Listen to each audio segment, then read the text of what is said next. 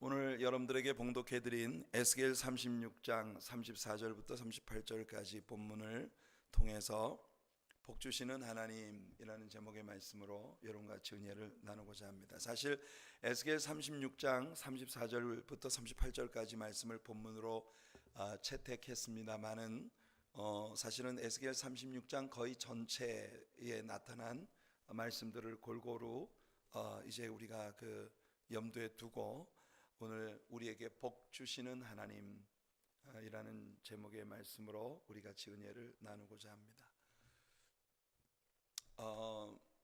성경은 종합적으로 이스라엘이라고 하는 나라가 하나님께서 그들에게 주신 그 가나안 땅으로부터 세 번 역사 가운데 세 번 이 가나안을 떠났다가 다시 돌아오게 될 것이라고 예언을 하고 있습니다. 우리가 지금 Through the Bible 그 말씀을 통해서 성경을 계속 공부해 가고 있습니다만, 우리는 하나님의 약속 가운데 두 번째 가나안을 떠났다가 다시 돌아온 것이 역사를 통해 이미 성취되었다고 하는 걸 우리는 배우고 있어요. 마지막 세 번째 가나안으로부터 이스라엘 나라가 나갔습니다. 그런데 아직 돌아오지 못했어요. 이스라엘의 완전한 회복이 이루어지지 못했어요. 이 세 번의 가나안 땅으로부터의 축출 가운데 두 번째 것에 대해 요즘 우리가 배우고 있는 중이죠. 두 번째 포로로 바벨론으로 잡혀갔고, 그리고 이제 포로 시대 이후의 책들을 통해 우리는 곧 이 포로들이 다시 가나안 땅으로 돌아오게 되는 그런 장면을 우리가 배우게 될 것입니다만은, 그렇게 해서 두 번째 나갔다가 다시 돌아왔는데 지금은 역사 가운데에서 세 번째 이스라엘이 가나안 땅으로부터 나갔어요. AD 70년에 이스라엘이 공격을 받아서 이스라엘이라는 국가가 이 땅에서 완전히 사라져버린, 그래서 정말 이스라엘 백성들이 온 세계 열방에 안 들어간 곳이 없이 온 세계에 흩어져 버린 이런 상황을 우리가 지금 보고 있는 것입니다. 물론 1948년도에 이스라엘이 다시 완전히 이 지도상에서 사라져버렸던 한 나라가 재탄생을 하여 유엔의 하나의 독립국가로 등재되어지는 이 새로운 탄생의 기적이 일어나긴 했습니다만, 하나님께서 성경에서 언약하신 그 완전한 회복은 아직 이루어지지 않고 있다는 겁니다. 역사 가운데에서 자이오니즘, 이 시온주의 운동들이 일어나고 몇 차례에 걸쳐서 이스라엘 사람들이 예루살렘으로 속속 몰려드는 이와 같은 역사의 어떤 무브먼트가 있었습니다만, 아직 성경이 우리들에게 이야기하고 있는 이스라엘의 완전한 회복은 우리 시대에까지 이루어지지 않고 있습니다. 예수님의 재림의 때에 예수님의 재림의 사건과 함께 이 일이 이루어지게 될 것이라는 걸 우리는 성경의 많은 예언들을 통해서 배워가고 있는 것이죠. 자, 우리는 오늘 이 말씀을 통해서 그 에스겔서에 굉장한 한 전환이 이루어졌다고 하는 것을 이제 우리가 보게 됩니다. 여러분이 에스겔이라고 하는 사람은 우리가 에스겔 1장에서 배웠어요. 그발강가, 바벨론의 여러 강변들의 강제 노동을 착취당하던 포로 수용소에 수감되어 있었던 여러 포로들 중에 한 명인 부시의 아들 제사장 에스겔에게 여호와 하나님께서 세 가지 특별한 경험을 주셨다는 걸 배웠어요. 그죠? 하늘이 열렸고, 그 다음에 하나님의 말씀이 그에게 특별히 임했고, 여호와의 권능이 그 위에 나타나 이 에스겔이라는 인물을 들어서 하나님이 사용하기 시작하시는 그 에스겔의 소명에 대한 부분을 에스겔 1장부터 7장까지 우리가 함께 나누었었죠.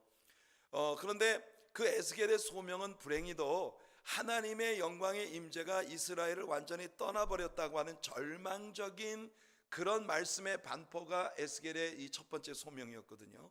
그래서 8장부터 26장까지 줄곧 하나님의 영광의 임재, 시카이나, 이 하나님의 이 visible glory, 영광의 현상이 예루살렘을 완전히 떠날 수밖에 없었던 이유들과 그렇게 완전히 떠나버리시는 일들에 대하여 우리는 계속 에스겔의 예언 활동을 우리가 이제 배워왔단 말입니다.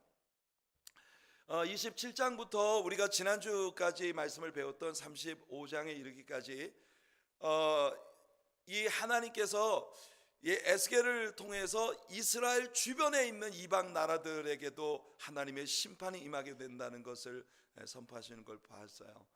이제 에스겔 35장에서 이스라엘의 회복이 이루어지면서 오늘 우리가 펼쳐놓고 있는 이 36장으로부터는 지금까지는 예루살렘의 멸망, 이스라엘의 멸망에 대한 말씀을 줄곧 전하게 하셨던 하나님께서 이제 이 36장을 기점으로 완전히 이스라엘에게 하나님이 부어주실 복에 대하여, 회복에 대하여 선포하게 하시는 이런 에스겔의 사명의 완전한 전환이 이루어지게 되었다고 하는 걸 우리가 지금 보고 있는 겁니다. 그래서 우리가 지난 수요일 저녁 성경 여행을 통해 에스겔에게 그의 사명을 갱신해 주시는, 그래서 The Second Calling, 두 번째 소명을 에스겔에게 주시는 그런 하나님의 말씀을 우리가 배운 바 있습니다.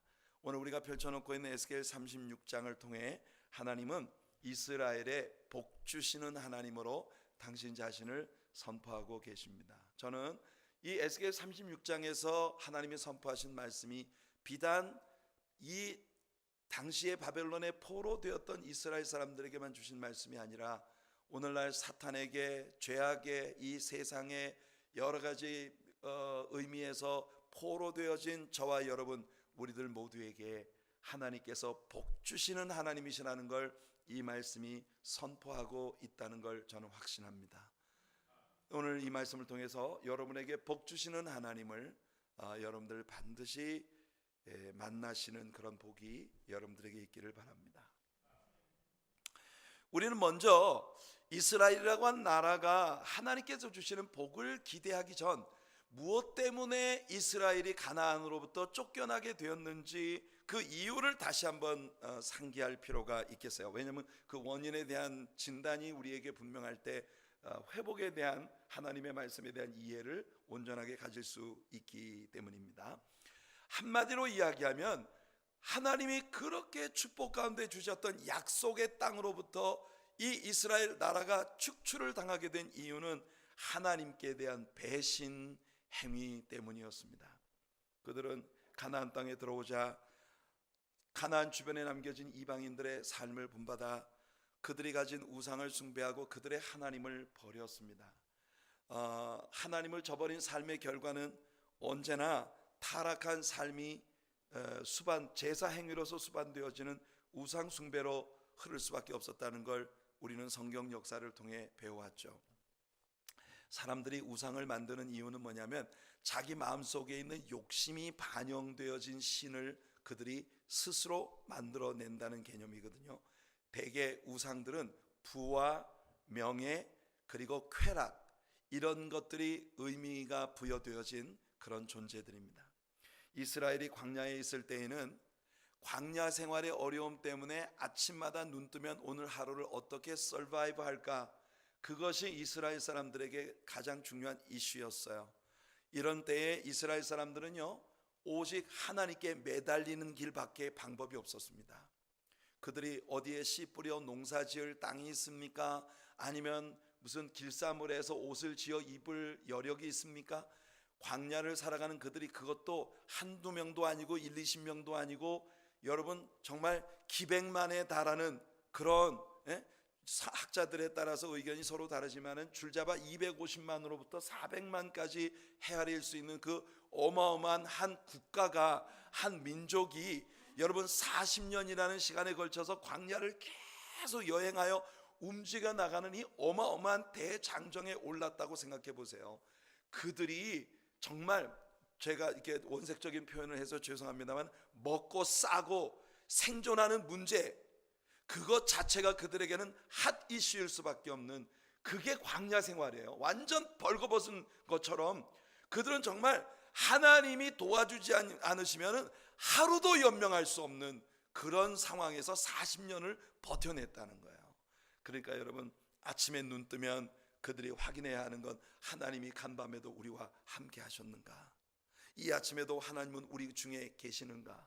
여러분, 바로 그때 하나님께서 그들에게 보증으로 보여주신 것이 바로 지금까지 우리가 배워왔던 시카이나, 쉐키나, 바로 이 visible glory입니다. 하나님이 그들 중에 함께 계시다는 걸 눈으로 확인할 수 있는 그런 영광의 광채, 불기둥, 구름기둥, 연기, 이런 것들을 통해서 하나님께서는 그들에게 눈으로 확인할 수 있게 보여주셨던 거예요. 하지만 하루하루가 위기일 수밖에 없었던 광야 생활을 마치고 가나안 땅에 정착했을 때 그들은 그들 주변에 있는 이방 나라들처럼 안정된 생활을 원했고요. 그래서 떠돌이 유목 생활보다는 정착된 농경 문화로 문화적 전환이 이루어져야 할 필요를 얻게 된 겁니다. 견고하게 세워진 집과 풍성한 물질, 창고에 가득가득 들어찬 그런 물질들을 가지기 시작하면서 그들은 쾌락을 원했고 더 많은 것을 누리고자 하는 욕심들이 그들의 삶을 지배하게 되었습니다. 그러한 요구에는 당연히 언제나 엄한 율법으로 다스리시며 거룩한 생활을 요구하시는 하나님보다 마음껏 향락을 누리며 그들이 원하는 모든 종류의 물질적 욕심, 정치적 욕심, 권력의 욕구, 육체의 어떤 욕구, 이런 것들을 추구하는 것 자체가 제사 행위로 인정되고 있는 우상 숭배 행위들이 그들에게 굉장히 관심이 많아질 수밖에 없었다는 것이죠. 마침내 그들은 그들의 왕 되신 하나님을 버리고 자기들도 이방 나라처럼 인간의 왕을 가진 나라, 이 눈에 직접 보이지 않으시는 그 하나님이 경건하게 살도록 요구하시는 율법적 요구를 가지신 그 하나님의 말씀의 지배를 받는 삶이 아니라 눈에 보이는 것으로 살아가는 그런 이 주변에 있는 나라들과 같은 나라가 되기를 하나님께 구했던 것입니다. 사랑하는 성도 여러분, 우리가 지금까지 이스라엘 나라를 통해 배워왔던 이와 같은 수순을 따라 세상을 살아가고 있는 참 많은 사람들이, 심지어 한때 교회에 다니고 하나님을 믿었던 사람들까지도 사탄의 종이 되어 정말 엉뚱한 세상으로 흘러가는 그런 모습들을 우리는 보게 되는 것입니다. 누구나 어려운 시기에는 제일 하나님을 찾습니다. 그러나 하나님의 은혜로 아픔을 이기고 좀 살만하게 되어지면 사람들은 하나님을 버리고 죄악된 삶으로 달려가게 되는 것이에요. 호세아 선지자는 이스라엘의 늘어만 가는 죄악을 이렇게 경고했습니다. 호세아 10장 1절과 2절 말씀을 보시면, 이스라엘은 열매 맺는 무성한 포도나무라.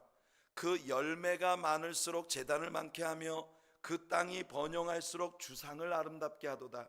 그들이 두 마음을 품었으니 이제 벌을 받을 것이라. 하나님이 그 제단을 쳐서 깨뜨리시며 그 주상을 허시리라. 무슨 말입니까, 여러분? 이스라엘이 정말 가난하고 힘겨웠던 광야 생활에는요, 철저히 하나님만 의지했습니다. 그래야만 살 수 있었으니까. 하지만 가나안 땅에 정착을 하고 주변에 있는 이방 나라들처럼 하나님께서 이스라엘을 강력한 나라로 세워주시고 이스라엘이 하나님의 복을 누리게 되니까 이때 이스라엘 사람들은요, 물질이 많을수록 우상의 제단들을 많게 하고, 물질이 많을수록 금이나 은이나 이런 것들로 장식되어진 그런 우상 단지들을 더 아름답게 만드는 이런 일을 했다는 것이죠. 기막힌 일 아닙니까? 그래서 오늘 본문 앞에 있는 에스겔 36장 전반부에서 하나님은 에스겔 선지자를 통해 이스라엘 백성들의 죄악된 소위를 책망하십니다. 그들의 죄악된 행위로 그들 스스로를 더럽혔기 때문에 하나님의 분노가 그들에게 쏟아져 그들을 각국으로 흩어버리셨다고 말씀하고 있는 것이에요.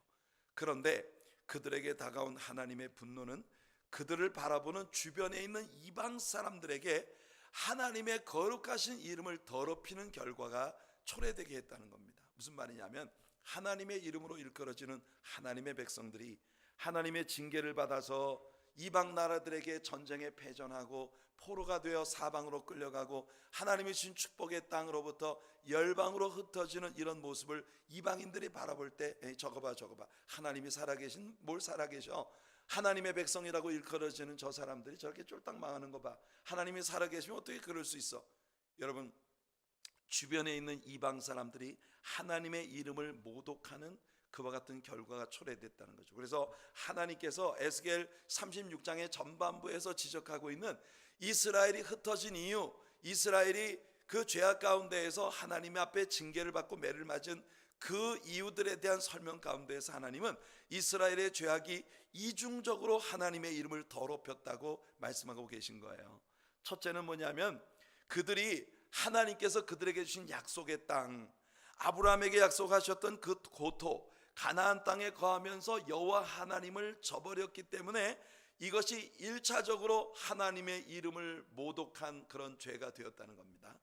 뿐만 아니라 그들이 하나님께 매를 맞아 이방으로 흩어지게 되니까 하나님의 백성으로서 황폐하게 되고 고통받는 그들의 비참한 모습은 그것을 바라보는 주변 이방 사람들로 하여금 그들의 신, 그들의 하나님을 모욕하게 하는 빌미가 되었기 때문에, 그래서 하나님은 이스라엘이 저지른 죄가 이중적인, 하나님의 이름을 이중적으로 더럽히는 그런 행위가 되었다고 지적하고 있는 거예요. 성도 여러분, 하나님의 자녀인 우리들은 하나님의 자녀로서 살아야 합니다. 우리의 삶이 하나님의 자녀답게 하나님께 복을 누리며 하나님과 달콤한 교제를 유지하며 늘 우리에게 평화가 넘치고 은혜가 넘치고 복이 넘치는 그런 자녀로 살아가야 할 필요가 있어요. 왜냐하면 우리들의 삶에 나타나는 하나님의 영광과 복을 주변 사람들이 바라볼 때 하나님은 정말 살아계시구나 하는 간증이 될 수가 있기 때문입니다. 하지만 여러분, 꼭 우리가 하나님의 아름다운 간증이 되기 위해서 부자여야만 하고 강건하기만 해야만 하고 그런 것만은 또 아니죠. 때로는 하나님께서 우리들 안에 하나님의 영광을 나타내시기 위해 때때로 우리가 병약한 육체를 가지고 살아가도록 하실 때가 있고, 때로는 하나님께서 어떤 사람에게는 의도적으로 가난을 주셔서 그 가난 가운데에서도 하나님을 철저히 신뢰하고 의지하며 부요하게 부자로 살아가는 사람보다 훨씬 더 우리 하나님의 은총을 누리며 행복한 삶을 살아가는 그런 모습을 통해 세상 사람들에게 우리들의 진정한 복은 물질에 있는 것이 아니라, 또는 이 육체의 건강과 이 삶의 사람들이 복이라고 누리는 그런 분복들에 있는 것이 아니라 여호와 하나님을 내 하나님으로 소유하고 있다는 것 자체가 세상의 그 어떤 부를 소유한 것보다도 영광스러운 것이라는 걸 온 세상에 선포하며 살아가는 그런 사람들이 될 수 있다는 겁니다. 하나님께서 저와 여러분들 모두에게 이런 복을 주셔서 우리들로 하여금 세상 모든 사람들에게 하나님의 이름을 영광스럽게 하는 그런 자녀들이 되게 하시는 은혜가 있기를 바랍니다. 이사야 52장 5절에서 이사야 선지자는 말합니다. 그러므로 이제 여호와께서 말씀하시되 내 백성이 까닭 없이 잡혀갔으니 내가 여기서 어떻게 하랴. 여호와께서 말씀하시되 그들을 관할하는 자들이 떠들며 내 이름을 항상 종일토록 더럽히도다. 로마서 2장 24절에서 바울이 말합니다. 기록된 바와 같이 하나님의 이름이 너희 때문에 이방인 중에서 모독을 받는도다. 그러니까 에스겔서의 전반부에 하나님께서 관심을 가지고 계시는 아주 중요한 사안이 뭐냐, 이스라엘 사람들의 죄로 말미암아 하나님의 이름이 모독되었다고 하는 사실을 하나님은 굉장히 아픔으로 느끼고 계시다고 하는 걸 우리들에게 먼저 말씀해 주시고 계신 거예요. 자, 이렇게 이중적으로 하나님의 이름을 더럽힌 이스라엘에 대해 하나님은 오늘 에스겔 선지자를 통해 그들을 그 옛 땅, 그 고토에 다시 데리고 들어가서 놀라운 복을 주겠다고 약속하시는 겁니다. 여기 에스겔 36장에서 그들에 대한 어떤 복들이 약속되고 있는지 우리가 한번 살펴볼까요?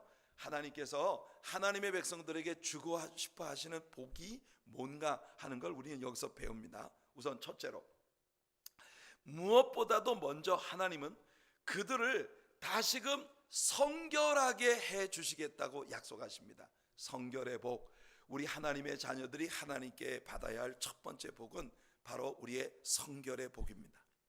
이스라엘 백성들에게 무엇보다 필요한 것은 그들이 성결함을 받아야 할 죄인이라고 하는 것을 스스로 자각하는 일이에요.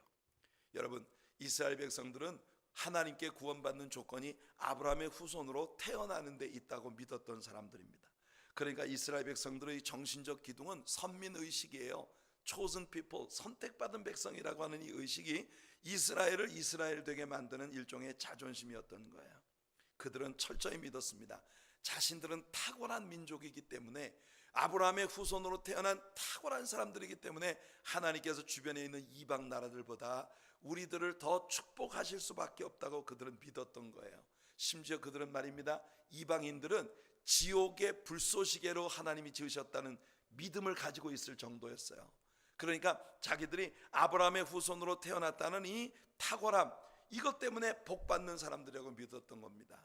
우리가 누차 배워왔습니다만 하나님께서 이스라엘 백성들을 애굽에서 데리고 나오신 이유가 그 주변에 섞여 살던 애굽 사람들보다 이 이스라엘 사람들이 탁월해서 그들을 구별해 내신 게 아니에요.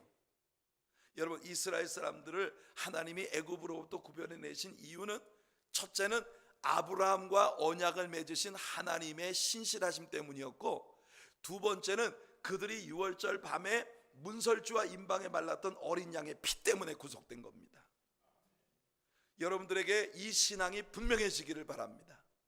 우리는 하나님이 그 아들 예수 그리스도와 맺으신 언약의 계승자로서 하나님께 복받는 사람들이에요.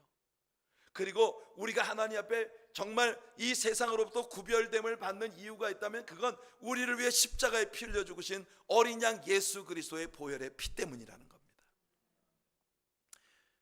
하나님께서 이스라엘 사람들이 애굽 사람들보다 탁월해서 그들을 애굽으로부터 데리고 나오셨다면, 여러분, 하나님은요 그들을 애굽에서 데리고 나오자마자 바로 가나안으로 데리고 가셨어야 돼요. 그들이 복받을 만한 탁월한 사람들이어서 그들을 끄집어낸 거라면 바로 가나안으로 데리고 가시죠. 그런데 하나님이 이스라엘 사람들을 애굽에서 꺼내자마자 어디로 데리고 가십니까? 시내산으로 데리고 가셔요. 이스라엘이 애굽에서 나오자마자 시내산으로 데리고 가셔서 그 시내산에서 무시무시한 하나님의 임재 앞에 두려워 떠는 그런 이스라엘 백성들 앞에 소위 십계명과 그들에게 주신 첫 번째 계명을 선포하신 거예요. 무슨 뜻입니까? 야, 착각하지 말아라. 니네가 잘나서 하나님 자녀 된 거 아니야? 니네들이 잘나서 너희들이 애굽으로부터 구별된 거 아니야? 너희들을 향한 나의 언약 때문이야. 하나님은요 율법을 그들의 눈앞에 들이대면서, 봐라, 율법의 거울에 비춰진 처절한 자기 자신의 죄와 허물들을 그들이 발견하게 하신 겁니다. 결국은 그들이 어린 양의 피가 깃들여 있는 제사가 필요한 백성이라고 하는 사실을 철저히 깨닫게 하시고 난 다음 하나님께서는 애굽에서 나온 그들에게 광야에서 성막을 지어 하나님 앞에 예배하는 민족이 되게 하신 거예요. 그러니까 여러분, 우리는 하나님께서 이스라엘 백성들에게 의도하신 하나님의 축복 가운데 제일 중요한 게 뭐냐? 그들은 하나님의 은혜로 예수의 피로 성결함을 받아야 할 죄인이라고 하는 사실을 자각하는 게 첫 번째 복이라는 거예요. 여러분들도 오늘 성도로서 하나님께 받아야 될 첫 번째 복이 뭐냐 하면, 여러분들이 무슨 세상에서 대단히 의롭고 인간적으로 여러분들이 가치 있는 어떤 그런 사람들이 아니라 철저하게 어린 양 예수님의 피가 없으면 우리는 능지처참을 당할 수밖에 없는 죄인이라고 하는 사실에 대한 자각이 우리가 하나님 앞에 복받는 민족이 되는, 복받는 백성이 되는 첫 번째 길이라는 걸 여러분들이 깨닫게 되기를 예수님 이름으로 축복해 드립니다. 에스겔 36장에는 이 성결의 복을 주시겠다는 하나님의 약속이 가득합니다. 24절로 28절까지 나오는 말씀을 보시면요, 내가 너희를 여러 나라 가운데서 인도하여 내고 여러 민족 가운데서 모아 데리고 고국 땅에 들어가서 맑은 물을 너희에게 뿌려서 너희로 정결하게 하되, 곧 너희 모든 더러운 곳에서와 모든 우상 숭배에서 너희를 정결하게 할 것이며, 또 새 영을 너희 속에 두고 새 마음을 너희에게 주되 너희 육신에서 굳은 마음을 제하고 부드러운 마음을 줄 것이며, 또 내 영을 너희 속에 두어 너희로 내 율례를 행하게 하리니 너희가 내 규례를 지켜 행할지라. 내가 너희 조상들에게 준 땅에서 너희가 거주하면서 내 백성이 되고 나는 너희 하나님이 되리라. 할렐루야. 하나님께서는 이스라엘 백성들에게 성결의 복을 약속하고 계신 겁니다. 하나님께서 이스라엘 백성들에게 성결의 복을 주시는데 두 가지 요소로부터 이스라엘 백성들의 성결이 다가온다는 걸 하나님이 선포하십니다. 물과 성령입니다. 맑은 물로 너희에게 뿌려서 너희를 정결하게 하고, 또 새 영, 하나님의 영을 너희 속에 두어, 즉 성령을 부어주심으로 말미암아 너희들에게 새 마음을 줄 것이다. 딱딱하고 굳은 마음이 부드러운 마음이 될 것이고, 여러분, 우리가 신자로서 제일 먼저 변화받아야 되는 게 바로 이 부분이에요. 물로 우리를 씻어주신다는 건 물은 하나님의 말씀이라는 걸 우리가 수도 없이 배웠습니다. 그러니까 요한복음 3장에서 예수님이 니고데모에게 말씀하셨던 것처럼 사람이 거듭나고 하나님의 첫 번째 복을 받는 건 뭐냐면 물과 성령으로 거듭나는 거예요. 하나님의 말씀과 성령의 능력으로. 여러분, 우리에게 제일 먼저 와야 되는 게 뭐냐? 우리 안에 완고하고 딱딱한 마음. 정말 누가 바늘로 찔러도 피 한 방울 나올 것 같지 않은 그런 아주 싸늘하고 딱딱한 그런 마음이 여러분 예수 믿으면요 보들보들하게 변화돼야 돼요. 하나님께서 이런 변화를 여러분들에게 주시기를 축복합니다. 우리 안에서 이 성결과 거룩이 이루어지면 우리는 하나님의 두 번째 복을 경험하게 되는데, 하나님의 두 번째 복은 뭐냐? 영적 성숙의 복입니다. 오늘 본문 바로 앞에 하나님은 가나안에 들어온 이스라엘 백성들 안에 놀라운 영적 성숙이 나타나게 되리라는 걸 말씀하시는데요, 31절 말씀 보면 하나님이 이렇게 말씀하십니다. 그때 너희가 너희 악한 길과 너희 좋지 못한 행위를 기억하고 너희 모든 죄악과 가증한 일로 말미암아 스스로 밉게 보리라. 여러분, 우리가 예수님의 피 뿌리심을 받고 하나님 말씀으로 말미암아 매일 새롭고 성결하게 변화될 때, 하나님의 말씀 없이 살아왔던 지난날, 하나님 없이 오직 내 고집과 내 아집으로만 살아왔던 지난날의 자신이 심히 미워지게 된다는 거예요. 여러분들에게 예수 없이 살던 지난날이 정말 심히 미워지고 경멸스러워서 아주 그때의 일은 내가 입 밖에도 내고 싶지 않은 이런 경험을 여러분들이 가져보셨나요? 우리가 진짜 신자가 되는 길은 그겁니다. 예수 밖에 있었을 때 내 삶이 아직도 자랑거리로 남아있다면 여러분들에게는 더 깊은 영적 성숙이 필요한 겁니다. 예수 없이 살던 지난날에 여러분의 일이 수치가 되고, 정말 이사야 선지자가 말한 것처럼 하나님 앞에서 내가 최고로 의로웠던 때도 하나님 눈동자 앞에서 나는 걸레였다. 이게 이사야의 고백이에요. 그래서 이사야 6장에서 이사야가 하나님의 보좌를 목격하고 난 다음에 제일 먼저 뱉은 말이 뭡니까? 화로다 나여 망하게 되었도다. 나는 입술이 부정한 자 가운데 거하면서 만군의 주 여호와 살아계신 하나님을 배웠음이로다.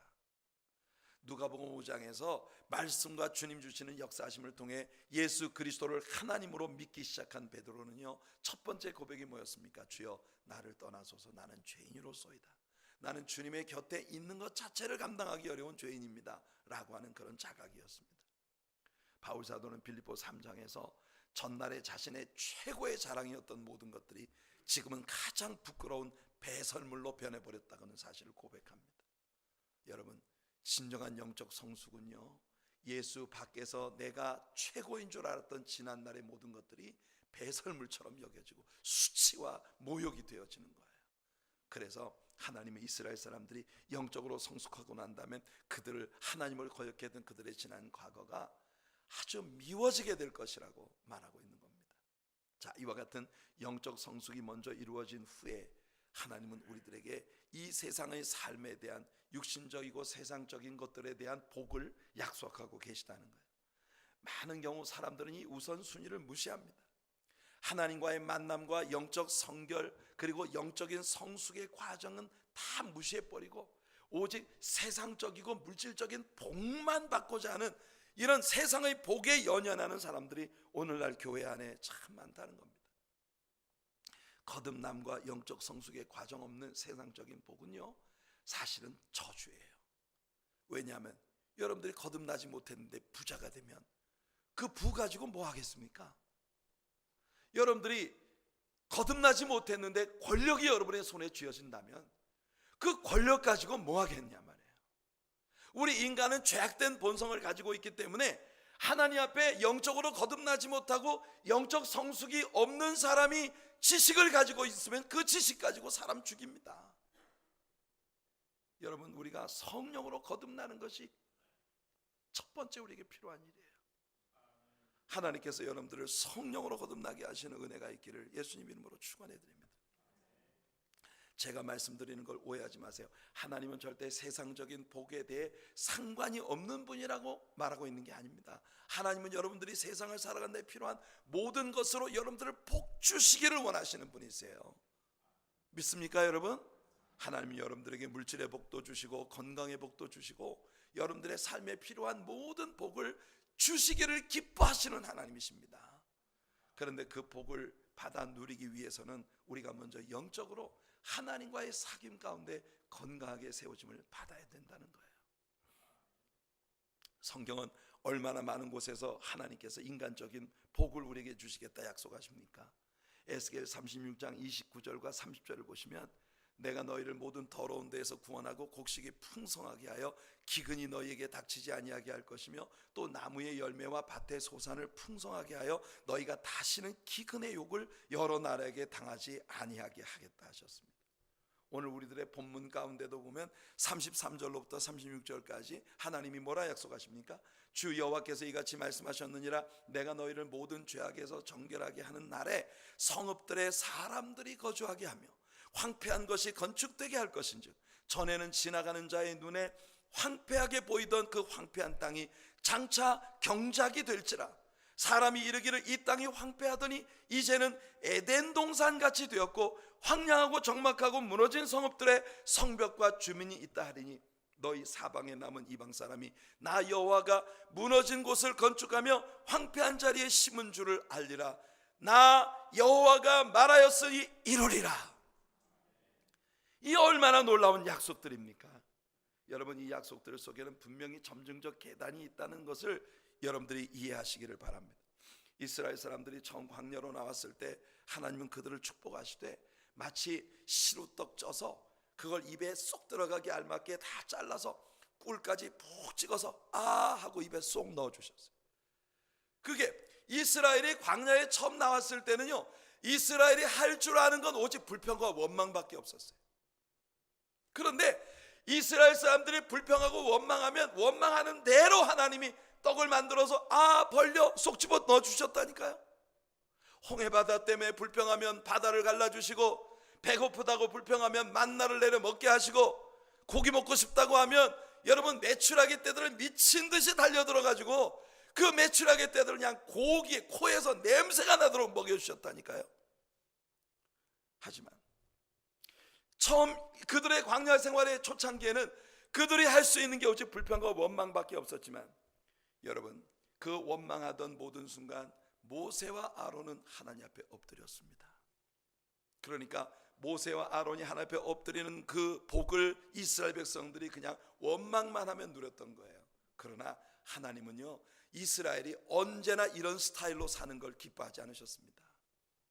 시간이 지나면서 점차 하나님은 이스라엘 백성들에게 영적 성숙을 요구하기 시작하시는 거예요. 이제부터는 너희가 기도해라. 이제부터는 너희도 기도해라.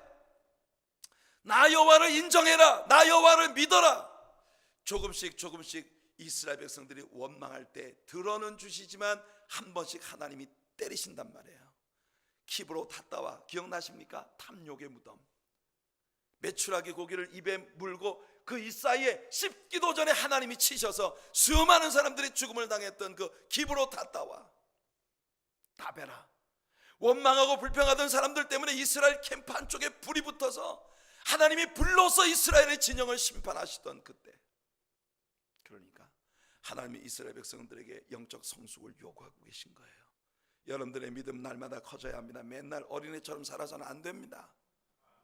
툭 하면 삐져가지고 시험 들었다고 하고. 초창기에는요, 그게 우리가 여러분이 할 수 있는 진짜 칙사 대우야. 그게 삐졌어 두 다리 쭉 뻗고 앙 하면 누구든, 여러분 애기들 보세요. 애기들은 할 수 있는 의사 표현이 뭐예요? 우는 것밖에 없어요.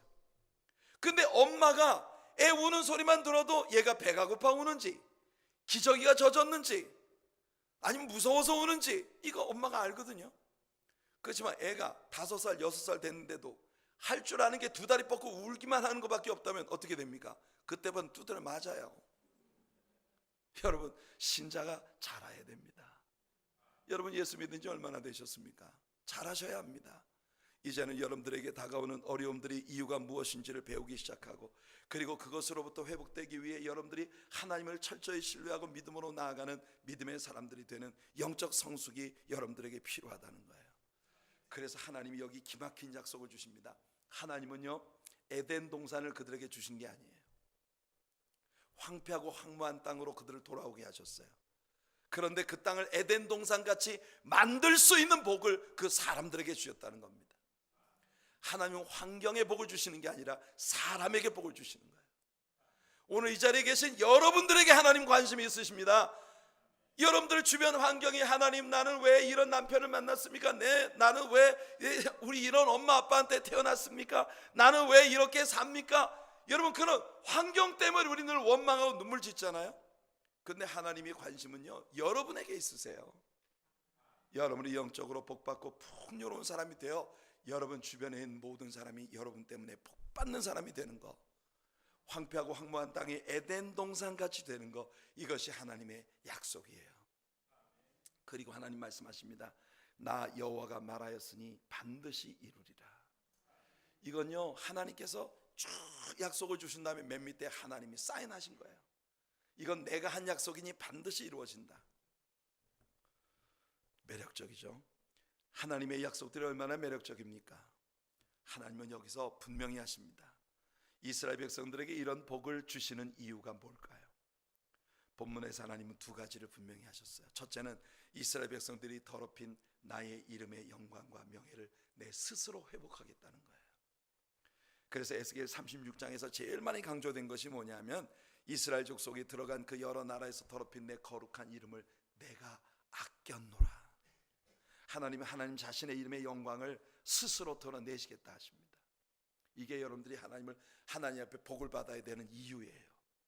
그러니까 여러분, 내가 잘나서 하나님께 복 받는다면, 내가 잘못하면 하루에도 100만 번씩 우리는 하나님 앞에 심판받아야 돼요.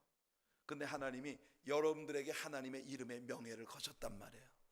그게 하나님의 자녀인 여러분의 복입니다. 믿습니까 여러분? 에스겔 36장 32절에 주 여호와의 말씀이니라. 내가 이렇게 행함은 너희를 위함이 아닌 줄을 너희가 알리라. 이스라엘 족속아, 너희 행위로 말미암아 부끄러워 한탄할지어다. 하나님이 여러분을 위해서 이 일을 행하시겠다는 게 아니에요. 38절 오늘 본문 마지막 절을 보면, 제사 드릴 양 때 곧 예루살렘이 정한 절기의 양무리 같이 황폐한 성읍을 사람의 때로 채우리라. 그리한즉 그들이 나를 여호와인 줄 알리라 하셨느니라. 우리의 삶에서 오직 여호와 하나님이 내 하나님이시라는 걸 드러내는 것, 그걸 위해 하나님은 이 복을 주시겠다 약속하십니다. 두 번째 복 주심의 이유는 뭐냐? 이 모든 일을 행하시는 분이 우리가 아니라 여호와 하나님이시라고 하는 걸 나타내시기 위하여 하나님은 이 일을 하겠다고 말씀하시는 거예요. 하나님은 이 복이 그들에게 반드시 이루어진다는 걸 약속하셨습니다. 36절에 너희 사방에 남은 이방 사람이 나 여호와가 무너진 곳을 건축하며 황폐한 자리에 심은 줄을 알리라. 나 여호와가 말하였으니 이루리라. 얼마나 확실한 약속입니까? 정목사가 여러분들에게 정목사가 말했으니 반드시 이루어집니다 하면 여러분들이 그거 믿으시겠어요? 제가 뭐라고 제가 말한 대로 모든 게 이루어지겠습니까? 그러나 이 말을 하신 분이 하나님이시라고 할 때 우리는 하나님의 약속대로 이루어질 것을 믿는 겁니다. 그런데 하나님께서 여기에 기막힌 말씀을 덧붙이세요. 37절을 보시면 주 여호와께서 이같이 말씀하셨느니라. 그래도 무슨 뜻입니까? 내가 말했으니까 반드시 이루어지겠지만 그래도 이스라엘 족속이 이같이 자기들에게 이루어주기를 내게 구하여야 할지라. 아멘. 아멘. 하나님은요 우리들에게 반드시 복 주신다 약속하셨어요. 하지만 그 복을 그냥 주시는 게 아니라 그 복이 여러분들의 것이 되도록 여러분들이 반드시 하나님께 기도할 때에 하나님께서 들어주시겠다는 것입니다. 여러분, 모든 하나님의 축복은요 사람에게 있어요. 여러분의 환경이 복받아야 된다고 생각하지만 여러분들은 환경을 변화시키기 전에 먼저 하나님은 여러분을 변화시키기 원하신다는 걸 믿으셔야 합니다. 우리가 주일마다 보면 아름다운 꽃들을 이 강단에 꽃꽂이를 해놓는 걸 봐요. 여러분들 참 예쁘죠? 얼마나 색깔이 아름답습니까? 여러분들 보시기에 이 꽃은 죽었습니까? 살았습니까? 여러분들이 볼 때 이 아름다운 꽃의 향기나 이 모습을 보고 야 싱싱하다 이렇게 생각하시겠지만 여러분, 제가 보기에 이 꽃은 죽었어요. 죽어가고 있는 중이에요. 아마 수요일이 되기 전에 얘들이 시들시들해가지고 이 물에서 막 썩는 냄새도 나고 막 이럴 거예요. 왜냐하면요 뿌리가 잘렸기 때문입니다. 하나님은요, 여러분들이 하나님께 뿌리를 내린 신앙인들로 세워주시길 원하십니다. 여러분들이 하나님께 뿌리를 내리고 있으면 환경이 변화될 때마다 그 환경이 여러분들을 자라는 데 도움을 줄 뿐이에요. 뿌리가 잘린 나무, 그래서 저 숲속에 쓰러져 있는 나무를 보세요. 비 오면 비 와서 썩고, 바람 불면 바람 불어 썩고, 겨울이면 겨울이라서 썩고, 여름이면 여름이라서 썩습니다. 그러나 튼튼히 뿌리를 깊은 곳에 내리고 건강하게 서 있는 나무는요, 겨울이면 겨울이라서 나이테 하나씩 더 생기고요, 봄이면 봄이라 꽃 피우고, 여름이면 여름이라 열매 맺고, 가을이면 가을이라 아름다운 채색된 나뭇잎으로 옷 입는 거죠. 여러분 안에 생명이 있으십니까? 여러분 안에 여호와 하나님이 계십니까? 그러면요, 주변에 무슨 일이 벌어져도 여러분들은 하나님의 복입니다. 여러분들이 황폐하고 황망한 땅을 에덴 동산같이 만드는 복을 하나님께 받게 될 줄로 믿습니다. 기도하겠습니다. 은혜가 풍성하신 우리 하나님 아버지, 오늘 하나님의 은총을 입은 자녀들이 주님 앞에 나와 오늘 하나님께서 복 주시는 하나님이라는 사실을 배울 수 있게 해주시니 감사합니다. 하나님 앞에 복받는 민족들이, 복받는 족속들이 되게 하여 주시옵소서. 복받는 자녀들이 되게 하여 주시옵소서. 하나님의 영광을 위하여 앞장서 가시며 우리가 주님께 뿌리를 내린 생명이 넘치는 나무들이 되어 아버지, 환경이 우리에게 무슨 어려움을 가져온다 하더라도 그 속에서 우리는 꿋꿋이 주님의 영광을 나타내는 살아있는 생명나무가 되도록 복 내려 주시옵소서. 주님께 모든 것을 의탁하고 오늘 이 시간 정성껏 준비한 11조와 헌물들도 주님을 예배합니다. 드려지는 모든 예물들 위해 복 주시고 우리 성도님들이 이 세상에서 하나님의 이름을 영화롭게 하는 복된 자녀들이 되게 하여 주시옵소서. 예수님의 이름으로 간절히 기도하옵나이다. 아멘. 주보의 11페이지에 나와 있는 찬양을 우리 함께 하면서 우리 정성껏 준비하신 11조와 헌물들로 우리 하나님을 예배하겠습니다.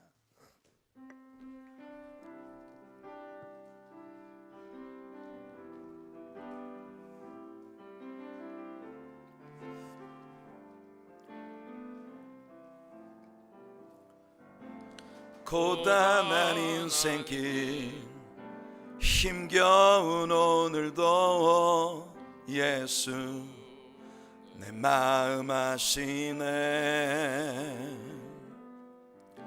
지나간 아픔도 마주할 세상도 예수 내 마음 아시네. 한 번 더 할게요. 고단한 인생길, 고단한 인생길 힘겨운